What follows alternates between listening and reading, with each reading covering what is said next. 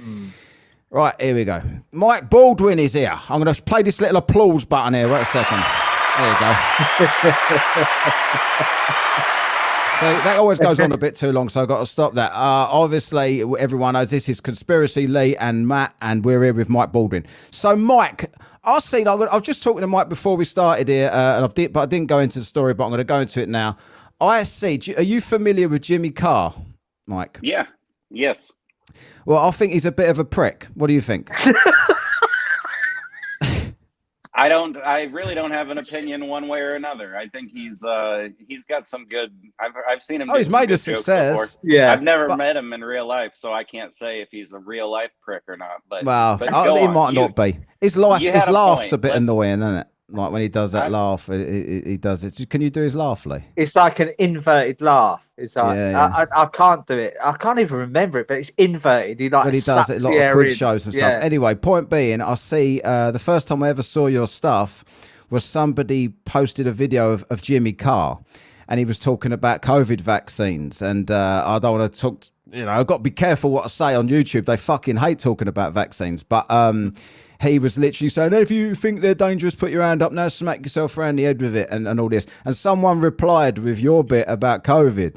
And I thought that was fucking hilarious, because everything you said is what I've been saying on this podcast for like 2 years about, no, you've had the vaccine. Oh, we didn't say it was safe. We didn't say it would do anything, and all this sort of shit. So that's how I become familiar with your stuff.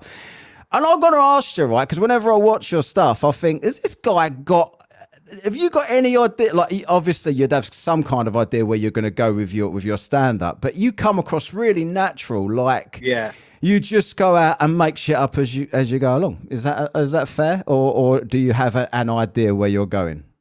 Oh, I mean, I always sort of have an idea. Like, if I'm headlining a club, I'll do 45 minutes. So I would say the first 10 minutes and the last 10 minutes are almost always sort of the same. You got to start strong and end strong, but in the middle, I'll spend 5 or 10 minutes just sort of winging it a little bit, or a maximum of 5 or 10 minutes. I'll know within 30 seconds whether I'm heading in a direction that the audience is going to appreciate or not. Yeah. And I've learned, if you go through and watch a lot of my videos, there's a ton of them where I'm like, all right, we'll talk about something else now. And that gets its own laugh, because the audience is like, let's just not talk about this right now. But it's definitely, over the past couple of years, like, I can see the change in the demographics of the audience as far as like who is on board with the shit that I'm talking about. Does that make sense? Yeah, it does. Yeah. Does it worry you? Go ahead. No, does it worry you? Like, when I watch your stuff, I mean, some of it, you're not political, but your common sense, you know what I mean? Like, you're kind of like, you call out what's going on, and you, in a way that I don't fucking understand any of this shit. And when you was talking about Biden on the bike and stuff, I've seen this shit, and I've done stuff on that myself. And like with basically people in denial that your president is insane. You know what I mean? Do you worry that in today's society that would hinder you in some way with all this progressive bullshit that, you're potentially limiting your audience? You know what I mean? The cancel culture people as well. Sure, yeah. But I mean, it's been over 2 years now, like most of the friends that were going to stop being my friends have stopped already. Most of the clubs that wouldn't book me because of this stuff has already stopped booking me. Like, there's not really a whole lot. Netflix was never gonna give me a special or anything, and so I don't feel like I burned any bridges there or whatever. Like, no, I mean, that's kind of what, like, a lot of my comedian friends, and they might not talk about it in public, but we've all sort of agreed that people understand how things are going now.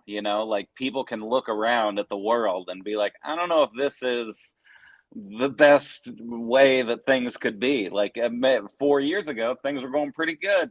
I think more and more people are starting to realize that now, and realize that it matters who your governor is, and it matters who even your mayor and stuff like that. You probably don't know what these words are that I'm saying because you have a different government system. Oh no, the whole world knows what goes on in America. Trust me. I just ain't got a fucking clue in general, Mike. So no, he doesn't know.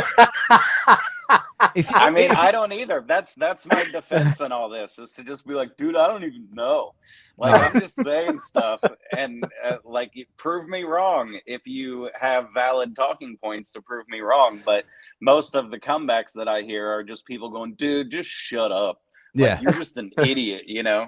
But nobody ever says, like, no, you're wrong because of this. No. Like, these shots actually work because look at this evidence. And like just yesterday, I don't know if we'll get kicked off for saying this, but the CDC put out a thing that said that businesses shouldn't discriminate against non-vaccinated versus vaccinated people anymore because we all basically have the same level of protection. But they should never have, should they? I mean, it is just insane that was ever a thing. As soon as it came to light, obviously, I've got to be sort of careful here because I've had 2 strikes on YouTube anyway for even suggesting. I showed some graphs from this country about mask efficacy and all this kind of stuff. And it's like every time anywhere in the world brought masks in as mandatory, the cases just went through the roof. And all I did was show a graph saying, look, this is a fact. This is from the Office of National Statistics. This ain't some conspiracy bullshit. Misinformation, this is the government. Man. They told me you're medical disinformation, and they kicked me off. I done another video saying, why is Bill Gates a doctor? And they kicked me off. So you got to kind of like say, what the fuck is going on here? Like, you got to just be realistic with it. And as you're saying, it's like you ask a question, you get shut down. And that's why I was like, your stuff was so refreshing because you don't see this shit. You know what I mean? I don't know what it's like over there in America with comedians. I'm not really familiar with other than the top comedians. But they all seem to be, everything is woke. And like that. How many people, until it becomes boring, will stand up and do an anti-Trump bit? You know what I mean? It's like so Saturday Night Live and all this other shit. It's like, fuck off. You know what I mean? It's just the same old shit jokes all the time. I keep pointing that way. Lee was a massive Trump fan, wasn't you, Lee? Oh yeah, still am. Love him. I love that he's a fucking idiot. And that's what I love about him. He's an absolute fucking idiot. He's a social idiot, but he's a business genius, I think. Yeah. I think that's his angle, like he's not a good talker, and he's not good at taking the genius idea that's in his head and explaining it to people. But he, the changes that he made worked for a majority of Americans, like even with, and I think that's an interesting thing too, is like the news and social media gave Trump absolutely nothing. Like any little thing that he did wrong, they were quick to point it out. And Trump still had a higher approval rating at this point right now than Biden does right now, with all of the news and all of social media just kissing his ass and saying that he's doing everything right. Like, people realize more that Joe Biden's a joke more than you understand. But they don't. Like, if you read, are you on Twitter? I still have a Twitter. Nobody follows me or does anything. I've got 1,000 followers or whatever, but I try not to use it, but it can't. Sometimes I'll get, when your phone keeps notifying you shit it wants you to look at, to make sure you look at it, and things will pop up and draw me back to Twitter. But you see people on there, and the other day there was something with Biden, and he was standing up, and he shook hands with some guy. Did you see this clip? He shook hands with somebody. That was the New York guy, right? And then he held his hand out like for another handshake. And somebody was genuinely trying to say, oh, you fucking right-wing idiots. He was clearly gesturing towards the podium. No, he fucking wasn't. He was holding his... Why are you lying to you? You can see that he's mental.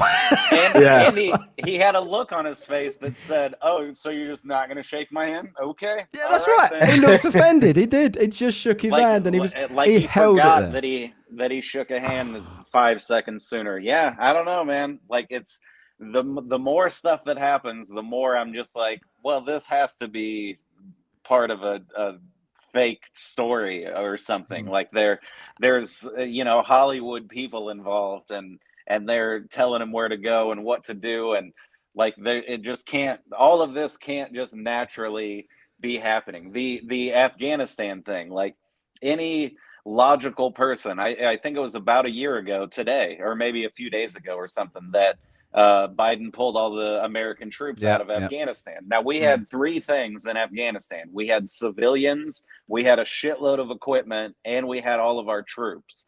Like any logical person would be like, well, you should probably get those civilians out of there before anything else. Yeah. Because then the equipment and the troops can like protect those civilians as they're leaving. And then, if we have time, let's get that equipment out of there. And then the troops. But Biden did the exact opposite. He was like, troops out of there. And then there's just a bunch of civilians running around going, but how the hell, what do you... And like animals. Yeah. They left the dogs in there. We had a lady on last week. Yeah. Charlotte Laws was on from the Netflix show, the most hated man on the internet. She was on there last week, and she was talking about how she was instrumental in trying to get the dogs out, because they left the dogs, all of the army dogs and shit was left till last. It's like the soldiers are gone. You're leaving the people and the animals that can't fend for themselves there. But when you say Biden made that decision, I'm skeptical of that. Is this man making any decisions, or is he just standing there like a fucking moron saying, end of quote, repeat the line? Yeah. How is he making a decision to do anything important? Like, are we supposed to believe this? Do you believe that? I don't know. I mean, but I guess you could say the same about Trump though too. Like both of them have hundreds of like lawyers and advisors and all that around them at all times. I definitely think Trump is smarter than Biden, and I think he's more coherent than Biden. But no, I mean, I think it's all in any political thing. It's definitely a team effort, and I don't know who Biden's secret person is. I don't know who's behind the scenes, like whispering in his ear. And it ain't cackling. It's not cackling Kamala, is it? Kamala? I reckon she is. And when he bumbles on about something, she's like that. Yeah, shut the fuck up now. Shut the fuck up. It's over. Yeah, but she just laughs at everything, doesn't she? Yeah, she's like there's people dying at the border. Oh, hilarious, Kamala. Yeah, we love you. I don't know what. See, and that's just another thing where I'm like, well, obviously the people who cast this fake play wanted someone even more incompetent than Biden, so we as Americans would say, well, I mean, all right, let's just see what Biden keeps doing, because I think we're more scared of having a Kamala in there, Yeah. Do you reckon he'll fall up more stairs? Yeah.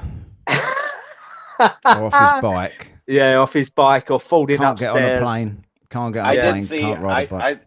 I saw a funny comedian that was like, he was like, has anybody ever fallen before? You ever tripped and fallen, like by round of applause or raise your hands? And of course, every single person was like, yeah. And he was like, then leave my fucking president alone. He's like, he's a man. He made a mistake. I don't care which side you're on. I like a quality joke, Yeah. Oh God, I can't think of his name right now, but he does the guy who got fired from Saturday Night Live before he ever got to do Saturday Night Live. Oh wow, I probably wouldn't know. The only time I get Saturday Night Live is when people put a skit up on YouTube or something. The show. Yeah, no, you don't need to worry about it. But anyway, didn't James Corden do Saturday Night Live? James Corden. Who? James Corden. Didn't he do Saturday Night Live? No, he's got his own talk show, hasn't he? Oh, is he? Okay. Yeah, I don't know. I watched it pretty religiously from like the mid 90s until maybe like 2005 or 6 or so, and then I just sort of dropped off after that. Yeah, it's a young kid show, but anyway, that guy funny. Whoever the guy whose name I can't not funny enough to remember his name, but funny anyway. That's how people are with me all the time, though. People are like, "Man, that guy was really funny," and I'm like, "What was his name?" And they're like, "I don't know." You know what? Right, I see your clip, and I shared it with a few people, and I was showing other people, and I was like, and then a couple of months later, I was like, I want to get that guy on the podcast, and I couldn't remember who you were. I couldn't find you anywhere. And you know how I find there was some character in a soap opera over here called Mike Baldwin. Yeah. And I knew that you shared Coronation Street. Yeah, yeah. And I knew that you shared a name with somebody from a soap opera. So I was going through everybody I could think of. And I was like, that's the guy I remember. And then I looked and then I followed you everywhere. So I didn't lose you again.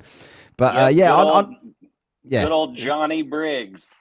See, how do you know this stuff then? Because he has my name. That's why. Because I would Google myself and I would find articles about old Johnny Briggs, and I'd be like, "Why is this guy coming up?" I'm trying to find my website that I just made. Yeah, and I had Google whatever set up alerts where like if somebody had a website that had the words Mike Baldwin and comedy in it, then I would get an alert and to see if people were talking about me or whatever. And I don't know how funny Coronation Street is, but it's enough that they throw in the word comedy with his name. I mean, they used to do, I mean, big numbers, didn't they? Like all the soap operas over here back when there was only like, I mean, we was a long way behind America with our TV revolution, weren't we, Lee? We had like, when I was a kid, we only had 3 TV channels. We had BBC One, BBC Two and ITV. There was just 3. And you didn't have any choice but those 3. So, of course, everybody watches the same shit because there's nothing else to watch. And Coronation Street was on one channel and EastEnders was on the other. And they'd get audience of about 40 million people. Bearing in mind, there's only 60-odd million in the entire UK. Everybody would be watching the same show. But now, obviously, we've got 500, 600 channels. No one watches that shit anymore. I don't know if old Johnny Briggs is still even in. Have you last time you see Coronation Street, Lee? I don't even think he's still alive. Is he still alive? Oh, is he not? Fuck knows. Do you know He's if about he's dead? 154 now, I think. I think so. At least when I was watching Coronation Street, I had to move the fucking aerial to get a good picture. I'm like that. Are we there yet? Yeah. We're there. I remember when I was a kid, I'd always think, in America, they've got fucking hundreds of channels. Why can't I move to America? They've got MTV and all this shit. We didn't have anything over here. We had 3 channels. It was really weird. I watched a special or a documentary the other day, the history of Nickelodeon. I don't know if you guys. When my son was small, Oh, it was so nostalgic for me because Nickelodeon came out in like the mid '80s or something when I was like 7 or 8 years old. You know, so I grew up through the entire like Nickelodeon popularity thing, and look, I have goosebumps a little bit just talking about it. It was so, I was like, I remember that show. That exact episode. It was so cool, man. We had nothing, did we? Like what? No. We had no Cartoon Network, no Nickelodeon. We had no kids channel. We'd have Kids Hour. Like there'd be one channel and it'd be like 4 till 5 or something of an evening would be kids TV shows, or if you're young kids it'd be like an hour in the morning and then it would go back to boring shit. I remember when I was a little kid, Saturday morning TV used to be amazing. Weekends they had kids stuff amazing. But we never had 24/7 Nickelodeon or any of this shit, did we? When we were kids, it was. We had Let's Be Friends, didn't we? We had Let's Be Friends. No, that was Let's Pretend. Let's Pretend, be Friends. That was or everyone thought it was the other one. Yeah. What did you watch when you was a kid then, Mike? What was these shows? Come on. Let's be nostalgic together. On Nickelodeon, it was Ren and Stimpy, Doug, Rugrats. Oh, Rugrats. I used to put that on Saturday mornings over here, Yeah. What else? Double Dare was one of the early shows where it was like kids doing obstacle courses and stuff and trying to win stupid prizes and stuff like that. What else? I don't remember. You Can't Do That on Television, where they would get slimed and stuff. Oh no, I don't know that. No, they used to have a thing where it was like a Canadian sketch show or something, and Nickelodeon grabbed them up because nobody else wanted to work with them because Disney already existed, and they were like, "We got the kids stuff covered. Don't worry about it." So nobody wanted to sell shows to Nickelodeon except for some Canadian company that was like, you can play this, I guess, and it was like teenagers being idiots and doing funny things. And if somebody would be asked a question and they didn't know the answer, if they said, I don't know, then green slime would just come from the top of the screen and just cover them in slime. I don't we know. we've had did things that. like We that had shows like that. Yeah, on the we did Saturday have shows morning like shit. that. It's probably Yeah. stole it from America like we did everything else. Yeah. It's like anything comes from America, everybody here. Like I do the same shit, right? So I remember I didn't know anything about anything, right? And we just wear things for fashion or whatever. And when I was in my probably late 20s, I went over to Boston and I just had a New York Yankees cap on. I don't know anything about baseball. To me, it's just NY on a cap. I don't know. Right? And I'm walking around fucking Boston. Everyone's going, Yankees fan. No, I don't know anything about baseball. But I was the most hated man in Boston because I'm just going with a fucking everyone over here wears that shit, like, or did back then. So we see things on TV and we're just like, oh, that's fashionable. We'll wear that. Yeah. But that was weird. Yeah. Are you into any sports? Not so much anymore. I was for a while. I'm from Kansas City, Missouri, so I was a big Kansas City Chiefs fan. My dad was a fan, and but no, I mean, I feel like the last 4 or 5 years, like it just seems like a distraction. There's too much. It makes me think that, like, why do these guys get millions of dollars to play a game, and why are we so excited about it? I feel like we could be accomplishing greatness as like a whole country instead of watching 10 guys accomplish greatness and being really excited.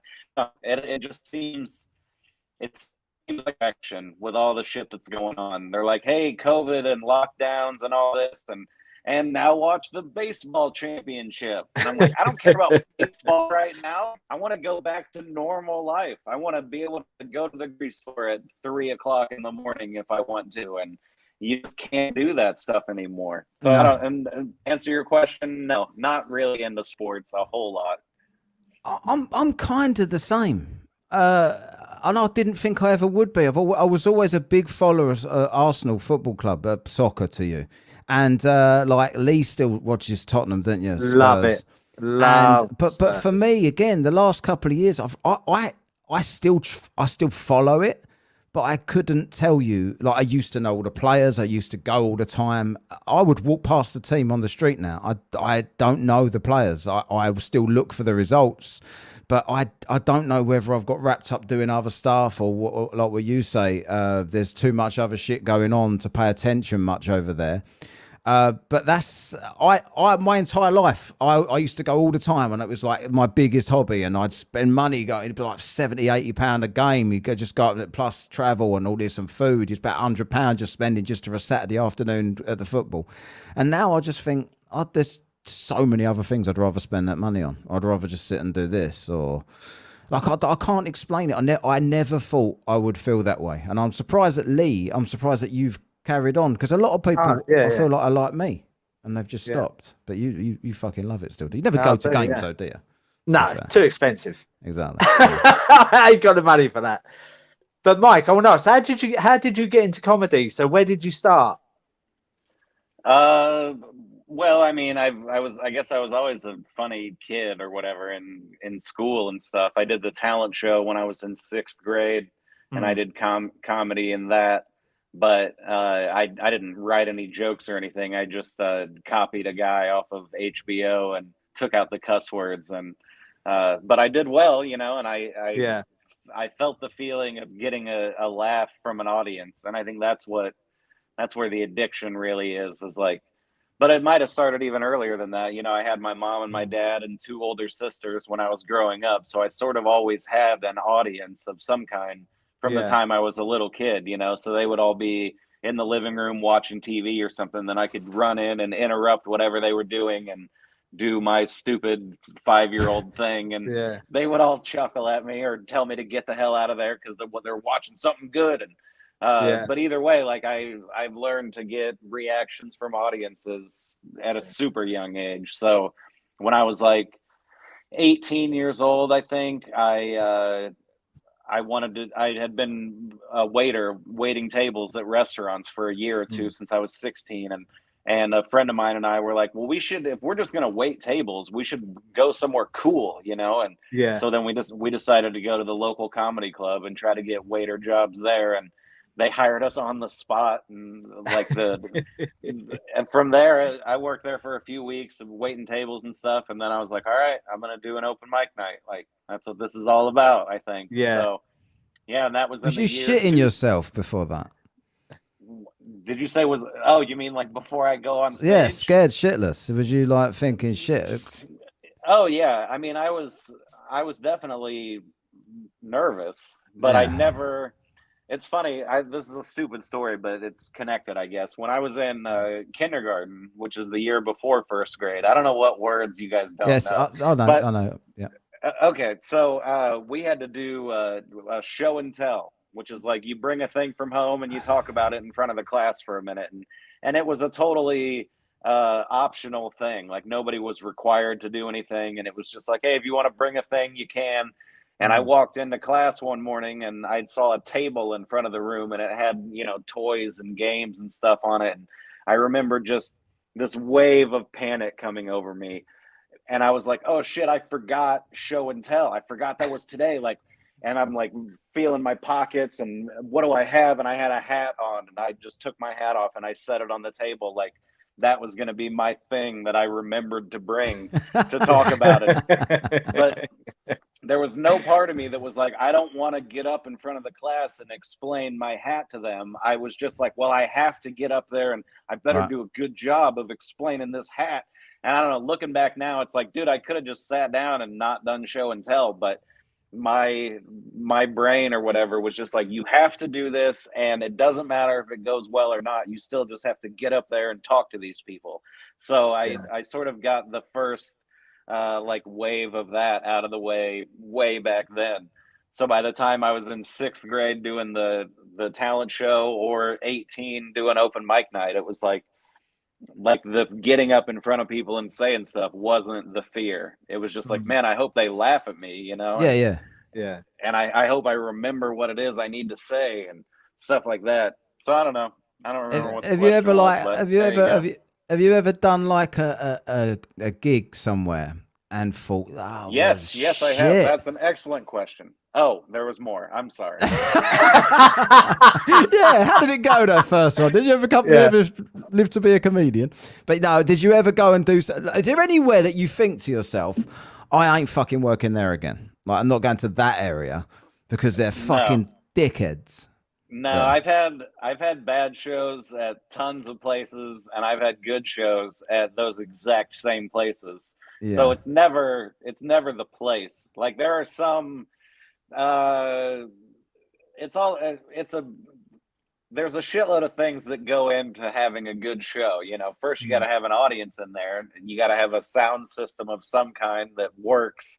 Lighting helps a little bit, like little stuff like that. But then you get into how good is the staff? How quickly are the waitresses bringing drinks out to people? Because if people ordered a drink 30 minutes ago and they're still thirsty, then they don't care what I'm talking about, Yeah. So I've definitely worked at a few clubs where it's like you can tell the staff is just, they don't care, and that makes the show suffer.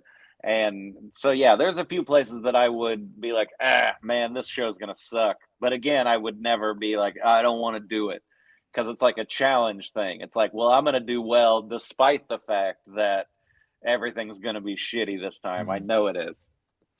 I suppose, like if once like you get over that, it's not something you're bothered about, is it? I suppose it's the same as this a bit, Lee. Like when we first started doing this, it was a bit like, fuck, is anyone going to listen to this? I was shitting myself. Yeah, it's like, what the fuck are we going to be able to? We had no equipment. Everything was just sounded terrible, and we didn't know what the fuck we were talking about. But you just like, you get a bit of shit. We've got a 1-star review. I've got a 1-star review on the wall behind me here that I'll just put. I've got no 5.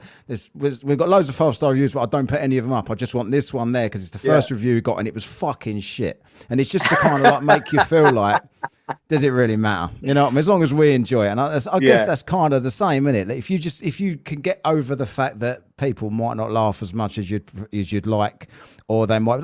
That's a good point what you made about the waitresses and shit. I've never considered that.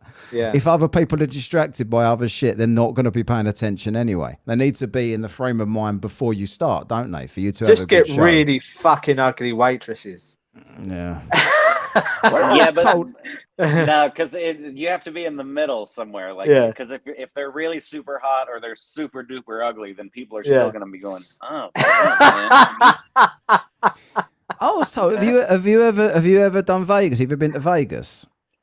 I have been to Vegas, but Yeah. no, I've never done paid comedy there. I tried to do the World Series of Comedy, which I thought was the actual like World Series of Comedy, but Mm. now I kind of realize it's just the hey, pay us $40 and we'll let you come do comedy at a Oh, you hotel got to pay bar on a them. Yeah. Thursday. Yeah, no, it was a festival or something, so it's a I know some guys who have won the World Series of Comedy who are super duper funny. So I don't mean to say anything about the comics that do it, but Yeah. it's sort of just Oh, go on. I Just don't talk know. shit about them. Just do it anyway. Fuck it. There's hundreds of them now where it's like we're having a big comedy festival. Like we're gonna select 15 comedians to participate in this festival. Like just send us a clip and send us $50 and we'll let you know if you're selected. Right. And then 1,000 comedians send in their money and their clip and they pick 8 of their closest friends and a few other random people, and they're like, Yeah. dude, I don't care what the shows are like. Like we just made $20,000 or I'm not good at math, Yeah. but you understand.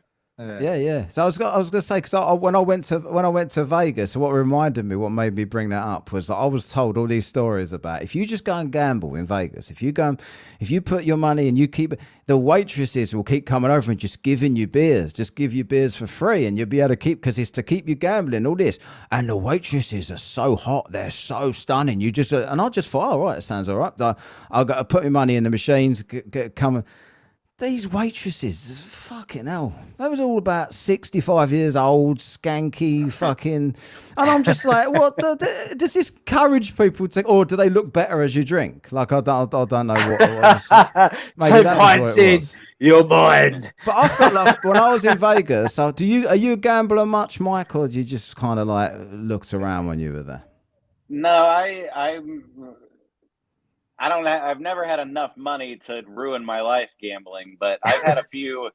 I've had a few good days at a casino, and I've had a few terrible days at a casino in my life. I don't really go that often anymore. No. But if I go now, then I like to play cards. I got into the Texas Hold'em thing when it was popular, and so yeah, I still get online and play. I have a group of friends that will like Venmo each other a little bit of money to make a something, and then we'll play a tournament online and the winner gets the pot or however that works. We still do that sometimes, but I used to no, go that on. was a I used to go on and play good. Texas Hold'em online for no money, like for the fake money, and everyone would just go all in immediately. Yeah. Complete waste of time. Never quite had the bottle to use my own money. No, I've never played for money. I was like you say, like I used to play Texas Hold'em a little bit, but like I ain't got the courage to play for fucking. Like you say, I haven't got the money to lose. Like I'll gamble on sports a little bit, but when I was in Vegas, I was literally gambling for $1 spin. Yeah. They're looking terrified. Oh, is it going to come in? And there's people next to me putting $100 bills in and not even looking at what's going on, just chatting to each other. And I'm like, what the fuck are they getting? It's just young girls with all this money. I just think, okay, this ain't the place for me. I liked the place, Vegas, but it was very. Once you've been in one hotel, they're all the same. Like you just walk through the entire casino to get to a little bit. I was at the Venetian there, which was supposedly like Venice, but it's not. But it is. Yeah.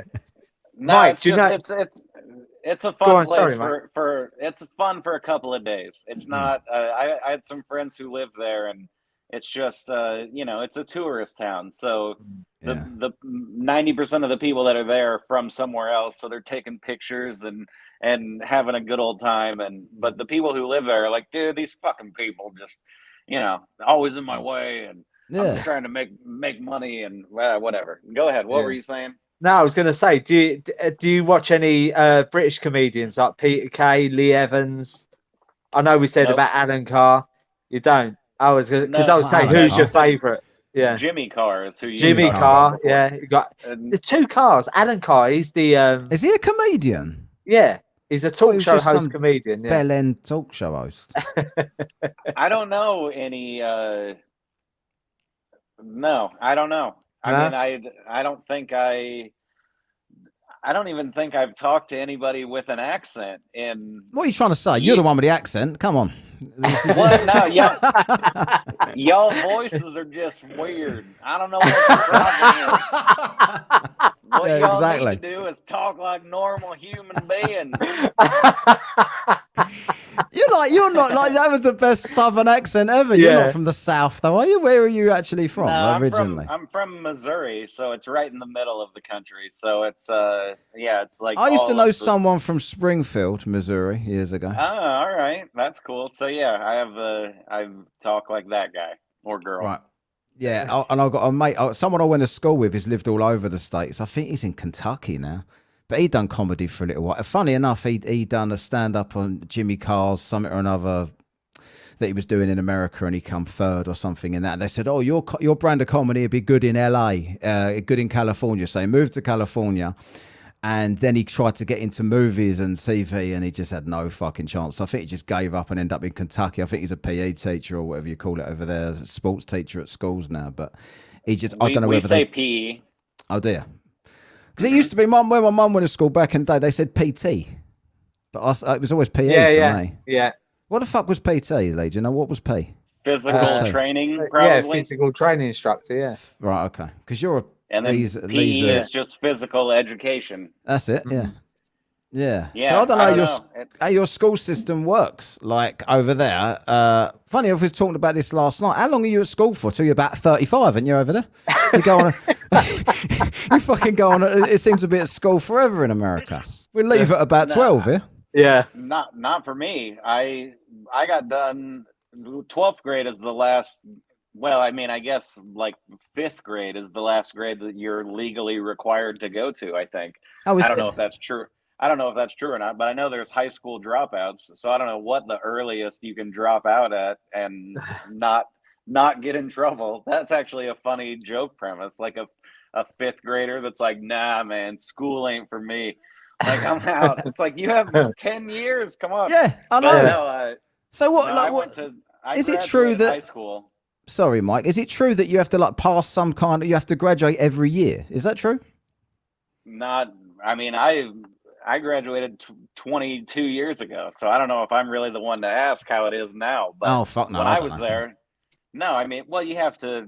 There's tests and stuff at the end of every year. Like they spend a couple of weeks, taking multiple choice tests to see like how much you actually learned that year. And yeah, I mean, I definitely knew people over the years who just got Fs in every subject all year long and learned absolutely nothing and had to repeat the year again. Oh, is that what they make you do? They repeat the year again?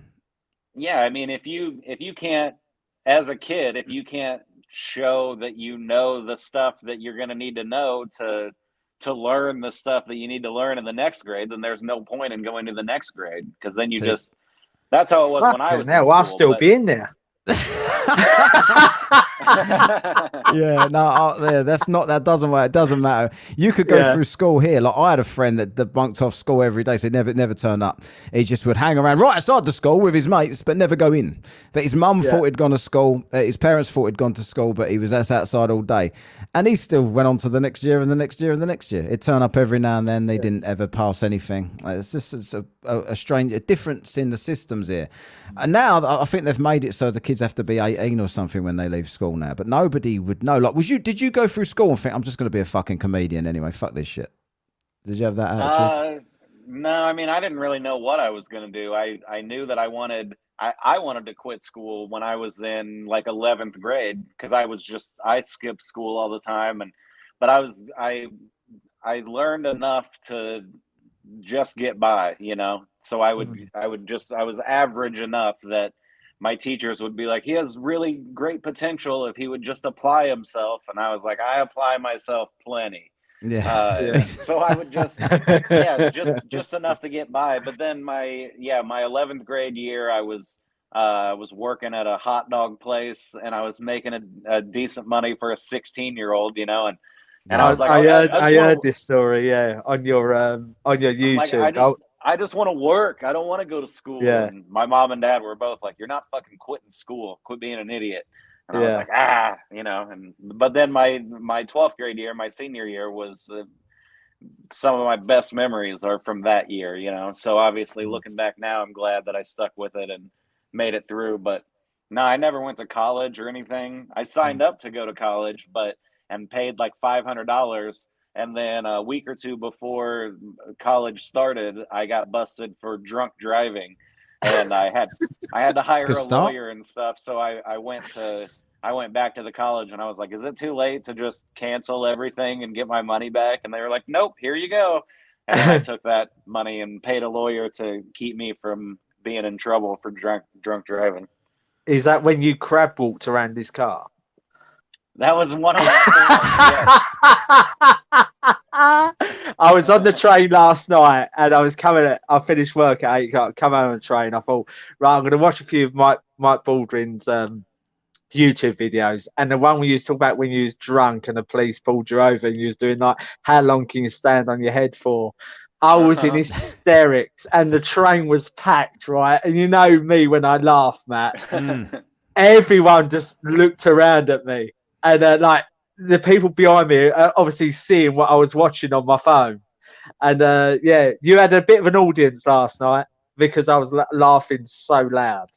Well, good. I wish that you had the ability to everybody's looking at you and you're like, hold on, let me hit this button, and then it just plays to everybody.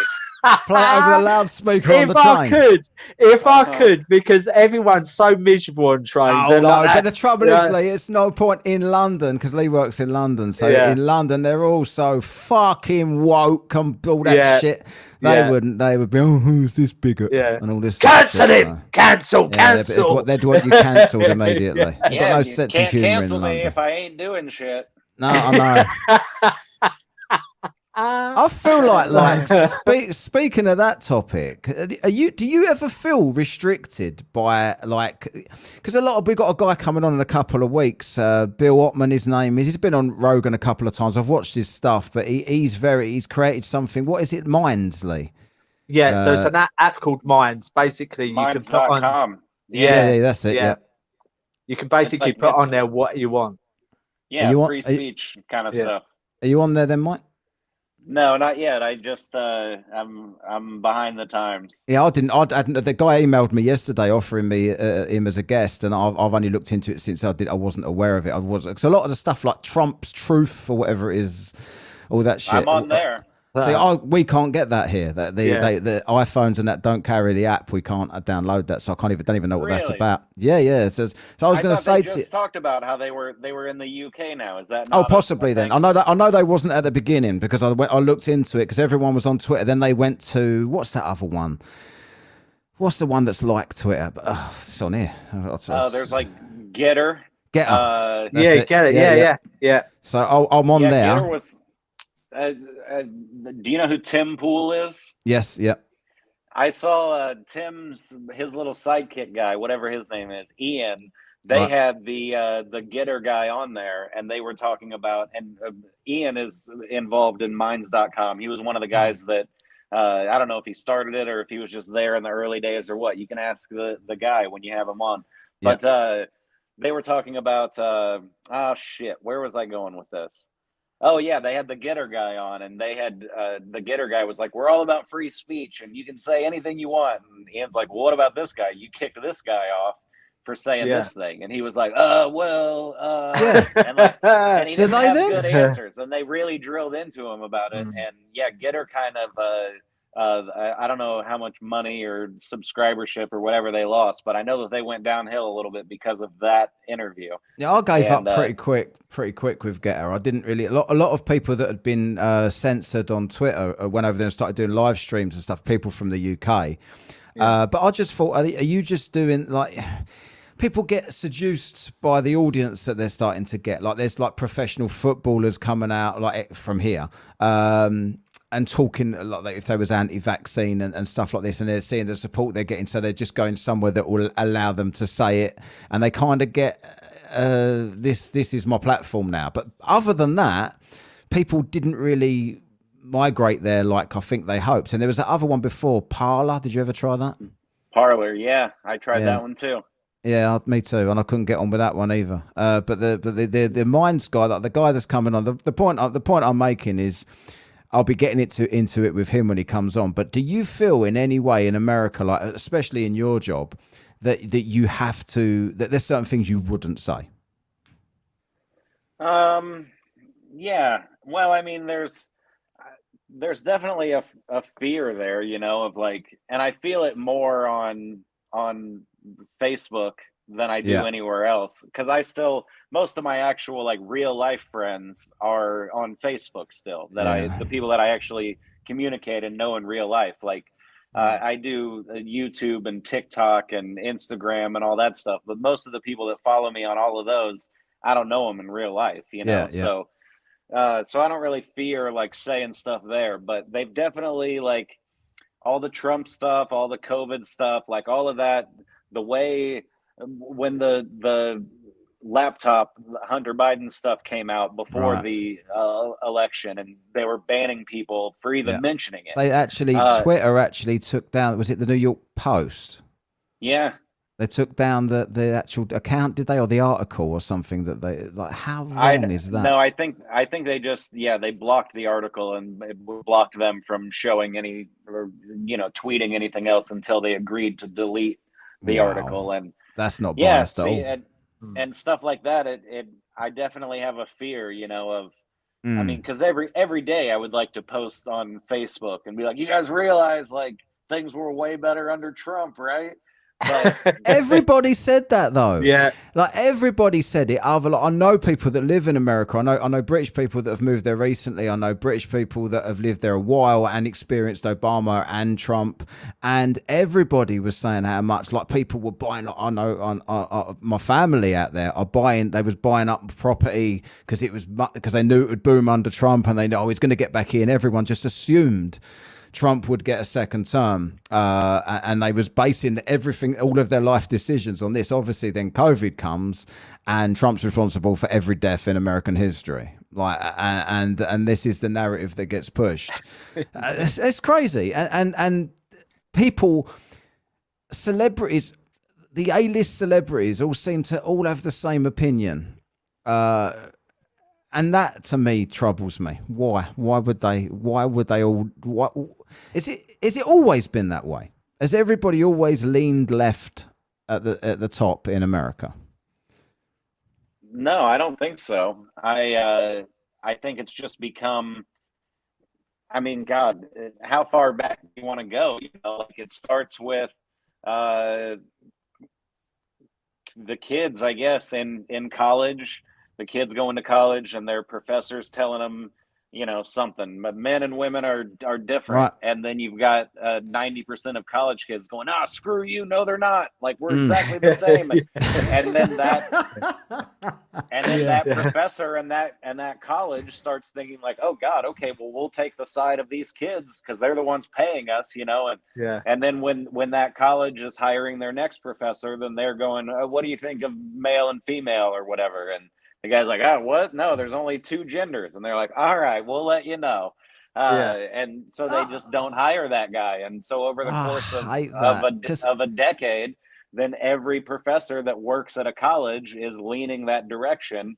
Every kid that's going to that college is already sort of thinking that way before they get there. And then they have all these professors that just reinforce those ideas. But are they thinking that? This is what bothers me about it. Are they thinking that way, or are they allowing themselves to be told what they should think because this is the correct way to think? You know what I mean? It's like, because 5 minutes ago they thought something completely different. I would just say I've got a male vagina. Yeah, well, that's we've done stories like this on there, haven't we? It's like Jordan Peterson got all that shit, didn't he? Just because he wouldn't conform with that stuff. But he's ended up making a fortune out of it and becoming this. But he was just a college professor in Canada, wasn't he? Am I right about that? I mean, he worked at Harvard and stuff for a while, I'm pretty sure. Oh, right. Yeah. So I mean, he was doing pretty well, I think, before any of the YouTube stuff. But yeah, I mean, he just put out a valid message of basically like this stuff doesn't matter. What you need to do is work hard and focus on yourself. And you know, 90% of guys that watched it were like, wow, yeah, I Yeah. guess I maybe love I need to Jordan quit being a Peterson. piece of shit. Oh yeah, me too. You know, he's definitely gotten a lot more political in the last month or two since he went over to the Ben Shapiro guy. You know, Oh, Daily the Daily Wire and all Wire. that. Yeah, yeah. Love Which, Ben Shapiro as well. I think he's yeah, great. well, see, I'm torn about him. Like Yeah. I've listened to him for a while, but he doesn't think he thinks that the 2020 election was totally fine, and Yeah. I don't fully agree with that, and I don't know You can't talk why. about. You can't say that on Exactly. YouTube. Oh, I do. I no, think it was 100% totally fine, and so does Mike. meant- Really, Mike's I just meant pretending to have a different 2016. point of view. I meant the Russians helped. Oh, Trump the in hack! You're allowed to say 2016. that one. Yeah, You're yeah. allowed to say the Russian hack Totally without any illegitimate. consequence. Yeah. But like, I make you right. It's exactly the same, and a lot of people say that though. A lot of people will go along that line and kind of like they won't say that they question any of this sort of stuff. But I don't know. Are you religious in any way? No, not really. I mean, I don't know. But they all are, aren't they? It's like we're not a religious country here. Lee can't make your mind up, can you, Lee? You're religious Listen, I've one week, told not you religious the next. all the time. It's like it's my prerogative to change Yeah. my mind, right? I know you change your mind weekly though about whether Yeah. 1 minute Weekly. God. That's everything. It's everything. He shares all this shit about God with me 1 minute, and then he's like atheist the next. Like it's just. So to me, when I see people like because I think Jordan Peterson's quite a religious. Ben Shapiro's obviously a Jewish religious.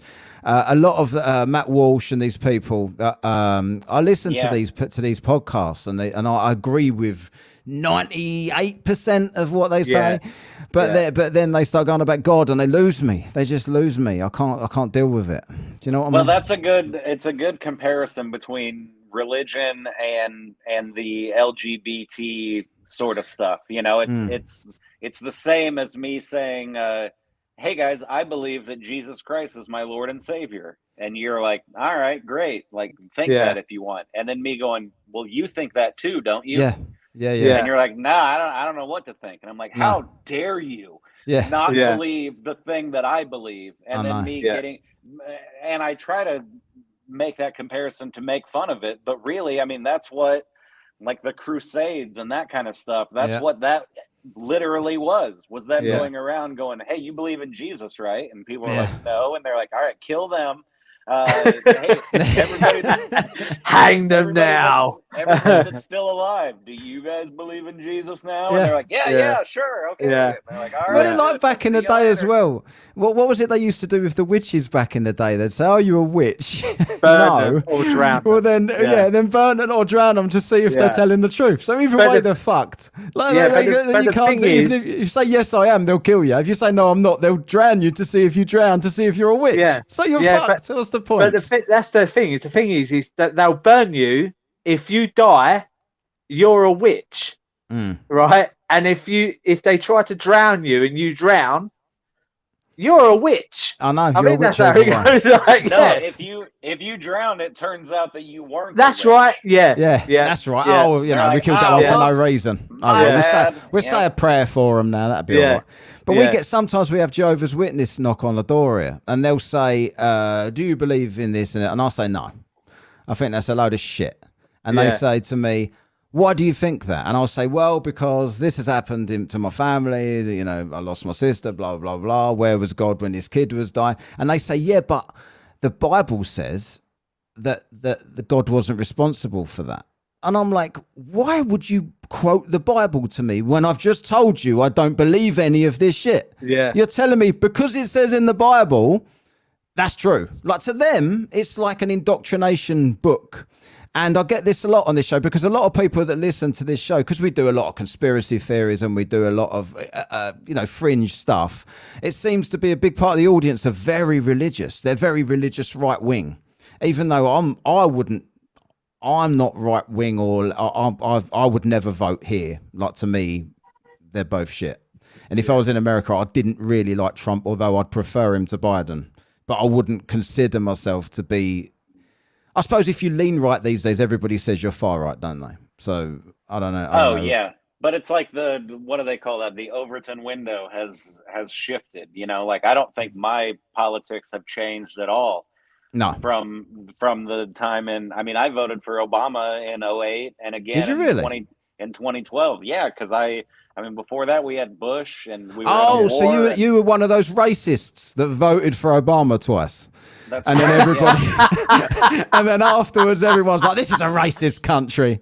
Yeah. After No, everybody it's weird voted him in. I never even looked at him as. I mean, obviously, you can tell that he's a black guy when you look at him, but Yeah. I wasn't like, we need to get this black guy in there. No. I was like, Yeah.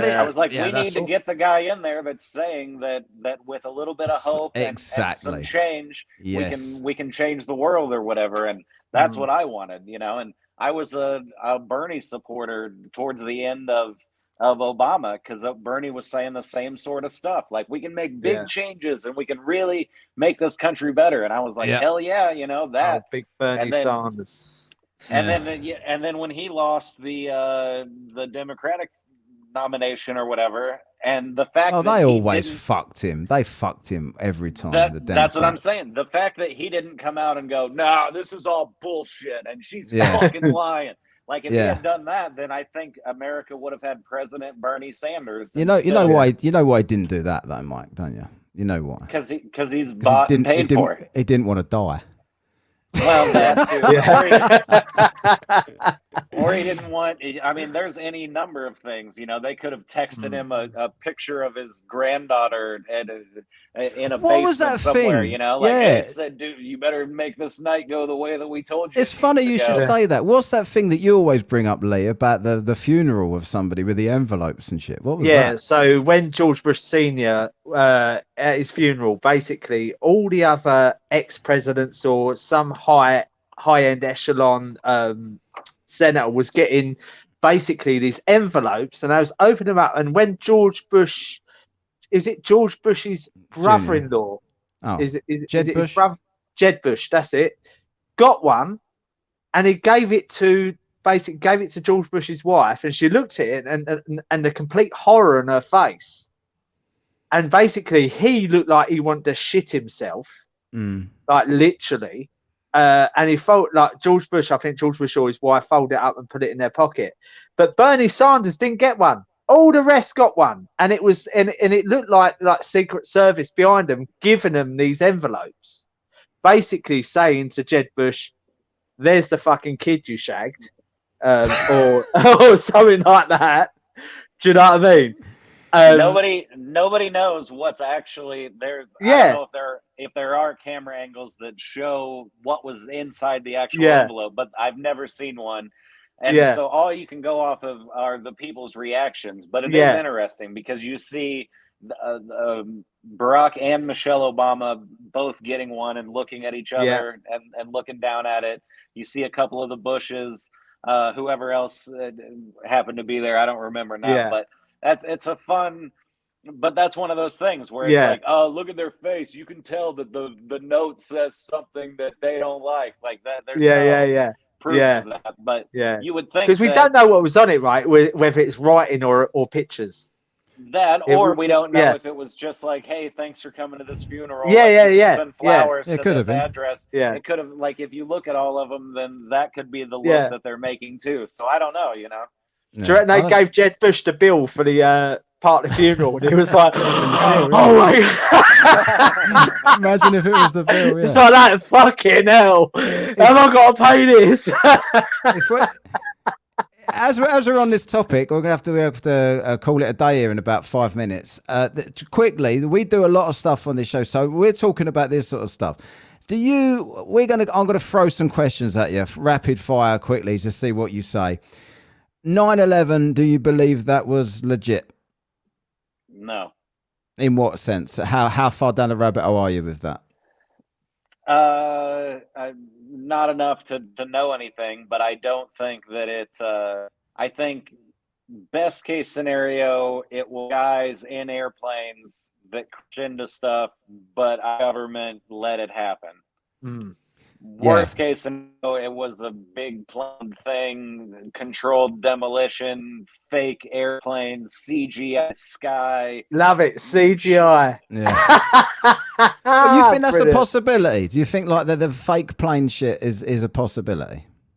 I don't know. Honestly, like that's what I'm saying.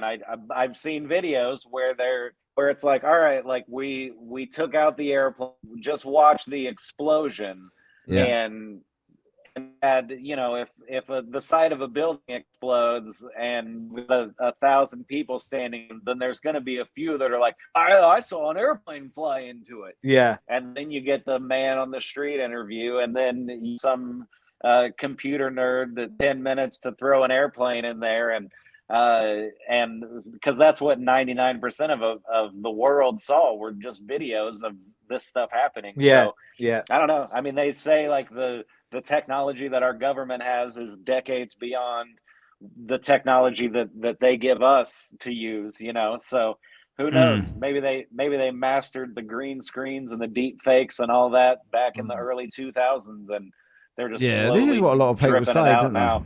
A lot of people But always I say don't that the technology is well advanced for what they actually let us have. We had a guy on back a couple of years ago now, Adam Fitzgerald, and we spoke about 9/11. He was like a 9/11 researcher, and he's got all the documents from Saudi Arabia. He's like he literally does his own podcast talking about like all of the ins and outs of what the US knew, and he doesn't believe any of the plane stuff, fake plane stuff. He thinks it was all legit, but he does kind of say that they let it happen. Like he does. It says all of the evidence points towards the fact that they were listening to Bin Laden's phone and all this other shit for years, and they knew they were planning this, and they've kind of done as little as possible. Wait a minute, Matt. Why he was in his cave on dialysis? Oh yeah, of course. Yeah. He was on dialysis, plugged into the electricity source in the cave. With a lot of the like big news stories over the years, if you started at where it ended and go backwards, then it's some of it's a lot easier to figure out. I mean, they wanted to be able to spy on Americans. Like, how do they? In order to do that, they have to pass the Patriot Act. But how are we going to convince all of America to pass the Patriot Act? No. We should have a big dangerous thing happen. The same thing with Trump and COVID and whatnot. Like, they're saying, hey, we're going to lose this fucking election. Like, Trump's going to win. The only way that we could win is if we did mail-in ballots, because then we can just write them ourselves. And they're like, yeah, but how are we going to? You're talking about 2016 again, yeah? You're talking about 2016 again. And they're like, well, what if everybody was stuck inside? And they're like, how do we get everybody to call China? Tell them to release the thing. On. Cool, where? China? You got to call China. I got to play China whenever someone mentions China. You got to get Trump's voice in there. But yeah, as just to clarify, you was talking about 2016 again there, but you wasn't talking about 2020. You would never question. Yeah. You would never question the that. 1986 election. Reagan. It should never have been in. What was it? Yeah. So what you just said there, that's exactly what I thought at the time. Before anything happened, I thought what you just said. I'm not going to repeat what you just said, but that's exactly where my mind was going, as to he was so obviously going to win until any of this stuff happened. Everybody was in a good place financially, etc., and all this sort of stuff. Quickly, one of Lee's favourites, Bigfoot, yes or no? No.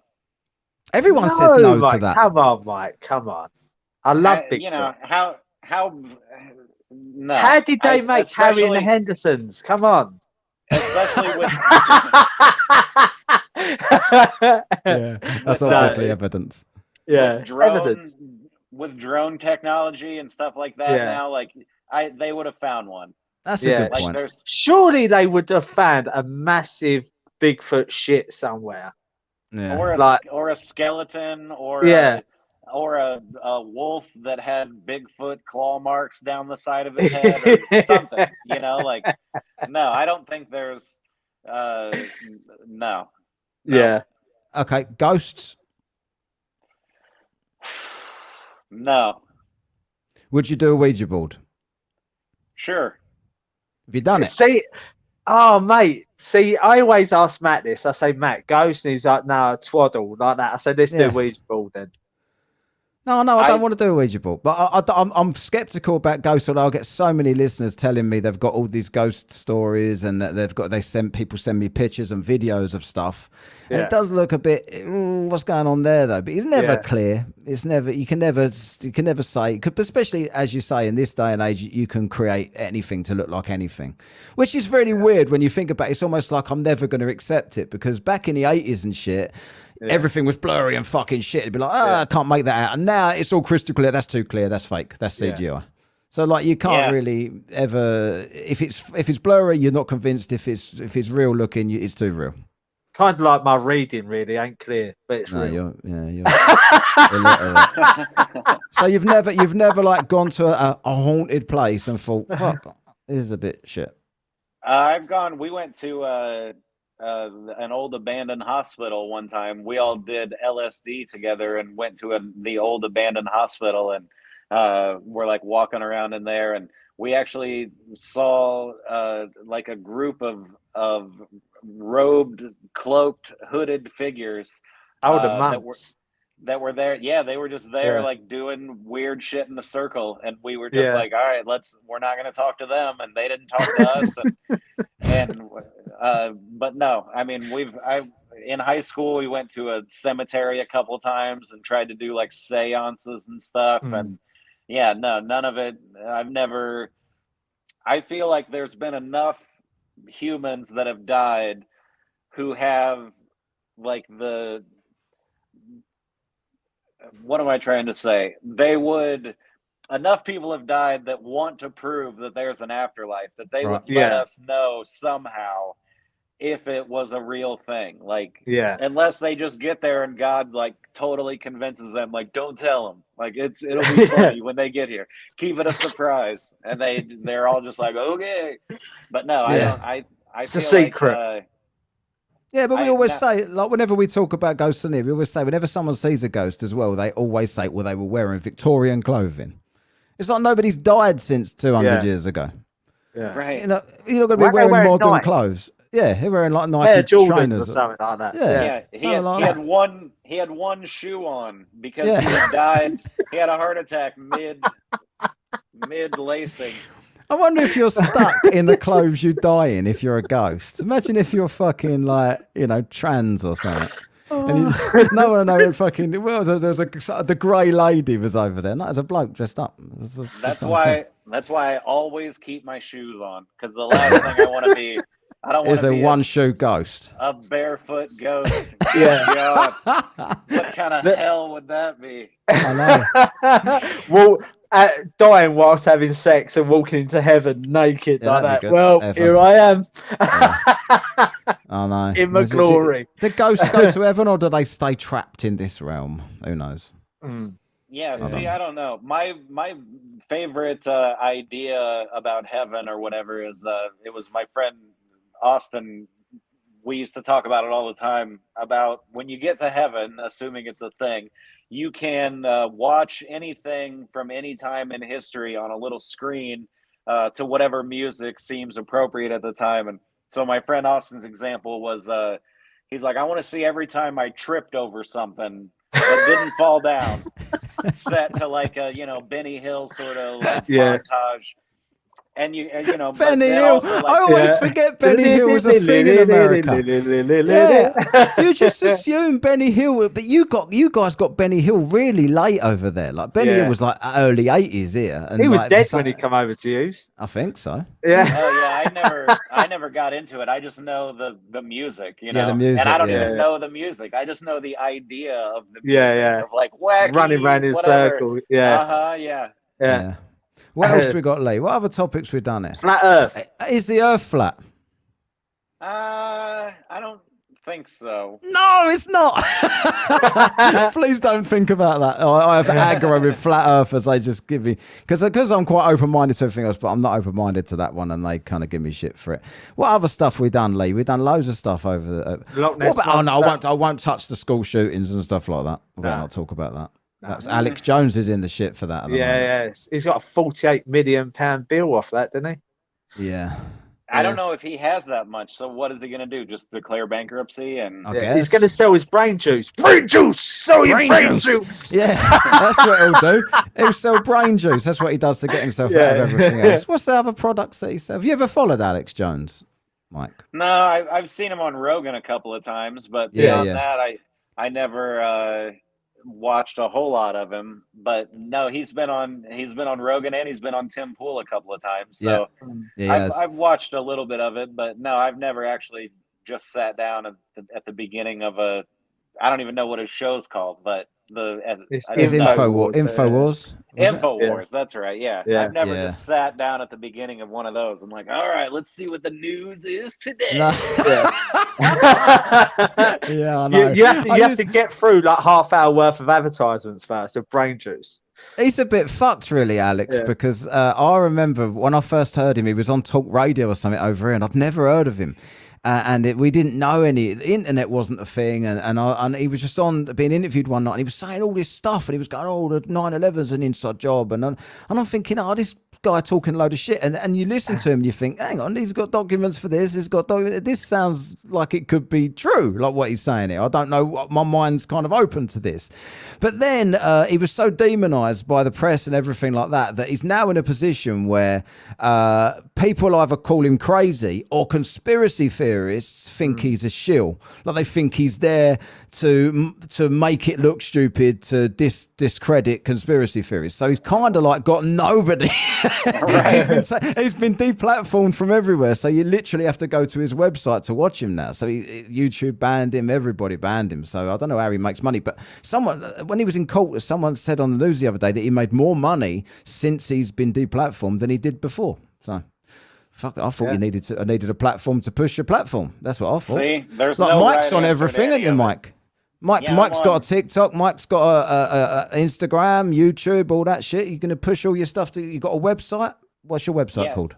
MikeIsFunny.com. Mike is funny. Mike is funny.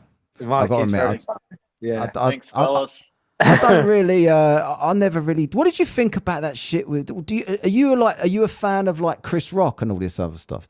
What did you think about that? I'm a Chris Rock fan. I would have probably reacted the exact same way that he did, which is, people. Are you guys still there? I saw myself glitch for a second.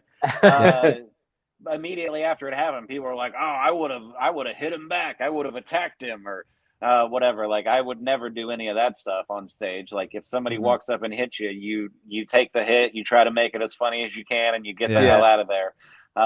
So as far as comedy wise, like, he did the right thing. I would also sue the shit out of the Oscars and Will Smith but then the Alex Jones side of me is saying, like, why would Will Smith get up and hit a guy in the face on live TV at the Oscars unless somebody was telling him to do that? You know what I mean? That didn't seem like a natural thing that would really happen in a real world. The exact same way that Biden doing all the shit that he does, like, there's got to be somebody else telling these people to do this stuff, because it all just feeds a narrative, and they're like, "Oh, we need comedians to be scared to say things on stage, so we're gonna let Will Smith hit one, and then sure enough, other comedy clubs will start to have situations like that, and we need to make it to where if anybody says anything you disagree with, you can fucking hit them." If that's true though, if Chris Rock was in on that, then he was a very good actor, because he looked fucking stunned afterwards, like he didn't know. But I thought he handled it so well. He doesn't need to be in on it for the thing to work. Like, Will Smith and the guy who told Will Smith to do it are the only people that really need to be in on it. Even Will's wife and everything, they're like, "Hey, he's gonna make fun of her bald head. Like, obviously, she's not gonna be like, good one." Yeah, that was weird though. He gets so offended by that, but she's fucking everybody, and he's not offended by that. Well, and that's the part of me that thinks, like, well, maybe it was real, because I've had a shitty girlfriend before, and like my all of my heart and my brain are just furious at her, and then somebody else is like, "Hey, nice tits," and I'm like, "How dare you?" I think like I try, like I always try and stay open minded about anything conspiratorial. But when you say that about all this, Biden and shit like this, how can you not agree? Like when you look at, I don't know if you're aware of this, because you like, in America, I mean, sometimes I have a bit of a, like, I don't know how much America takes notice of the rest of the world. Do you pay attention to the news of everyone else's government or what other people are doing over there? Because we do here. We're into fucking everybody's business in the UK. Do you know Boris Johnson and any of these people? I know the name. I know didn't he resign or? Yeah. But what I was going to say was, as far as Trudeau in Canada too, and all these people, they've all been pushing for the last year to Build Back Better. They've all been saying the same fucking words as each other's, and that has got to come from elsewhere. Like, that isn't every individual government stumbling across the same tagline to what they're going to be doing. So when you say about, oh yeah, with Biden, other people are telling him to do shit, it's got to be true, because it's too obvious. Unless, I don't know what to make of it. But when they all say the same shit, it's all the World Economic Forum stuff and everything what we could get into, but would get banned for getting into. You know what I mean? Yep, they get their, what do they call it? The 4 a.m. talking points. Yeah. But we supposedly had a right-wing government here, but they was going along with all of this. Anything, you couldn't call any of it right-wing, what they've done over the last year or so. And now Boris has resigned. He's talking about the deep state, and now Trump is talking about the deep state, and everybody's now suddenly throwing this in. The deep state are in control, really. And it's like, what are they saying that deliberately, or is this actually true now they're no longer in power? They can come out with this shit. Where did Shallow State go? Huh? Where did Shallow State go? Shallow State. I don't know where the Shallow State one, but the deep state are involved in everything. Fucked if I know. Yeah. So, who knows, man? That's the fun of living right now. Great fun. Yeah, all of our energy bills. Go on. Go ahead. No, you go. All of our energy bills are about to go quadruple here for our gas and electric come January. Are you getting any of that shit over there? Yeah, my electric bill just went up, actually. Sorry about my smoke in here. It's all right. You're good. Turn a fan on if you want. You're murdering Granny. If Granny's got COVID, you're fucking killing her off with that cigarette. I'm telling you now. No, actually, just this month, my electric bill is $98 a month normally. That's for electric and water and something else. I don't know what, but now this last one that I paid was $116. And so yeah, it went up almost 20%. It has gone up 300%. I don't know how the fuck they're getting away with it, because they're all announcing profits bigger than ever. All of these companies, and we've always, like gas, as you call it, petrol for the cars here. We've always paid way more than you, but ours has been up fucking ridiculous, almost double. I know yours has gone how many? 4 times as expensive, is it? Gasoline. Oh, for us, yeah. I mean, it's probably a little more than twice as expensive right now, I would say. See, that's still cheap for us. I can't believe what I pay when I'm driving around in America. Like, I can't believe how cheap it is. I feel like I'm the richest man in the fucking world when I'm driving around in America. It's ridiculous compared to what we pay there. That's how I feel living in the state that I live in Missouri. It's one of the cheapest states as far as gasoline and cigarettes. So if I go anywhere else outside of the Missouri, Kansas, Arkansas sort of area, then everything goes up. Gas goes up by 50 cents, cigarettes go up by $5 at least. It's ridiculous. Like, I'm just lucky, I guess. But then when I lived in LA for a while and I lived in New York for a while, then it was the opposite. Like, I would spend all my money when I was at home, but then when I would travel to Kentucky or something, then I'm like, Jesus, this is pretty much free. Like, compared to what I'm usually paying for this stuff. Yeah. All right. Okay. We're going to have to close this down now. Thanks, Mike, for coming. Anything you want to plug while you're on here? What's your, is it comedian Mike Baldwin on everything? No, it's if you just go to mikeisfunny.com, there's links to all the stuff on there, or you can comedian Mike on TikTok, Mike Baldwin on Truth Social, on Twitter, on Facebook, on Instagram, whatever. Just go to mikeisfunny.com. There's links to And everything. I give you the links to everything else. All right, Mike, thanks for coming on.